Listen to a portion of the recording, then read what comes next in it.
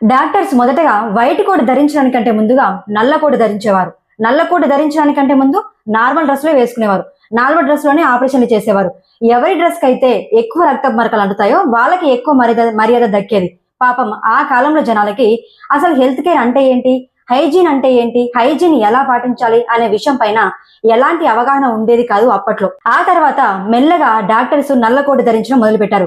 ఎందుకు నల్లకోటే ధరించేవారు అంటే, నల్లకోట అనేది సీరియస్నెస్ కి అండ్ రెస్పెక్ట్ కి ప్రతీకగా భావించేవారు అప్పట్లో. 1860లో లూయిస్ పాస్టర్ అనే వ్యక్తి జెమ్ థియరీని ప్రతిపాదించారు. ఈ సూత్రం ప్రకారం సూక్ష్మజీవులు అనేవి బాడీలోకి ప్రవేశించి వ్యాధుల్ని కలగజేస్తాయని చెప్పారు.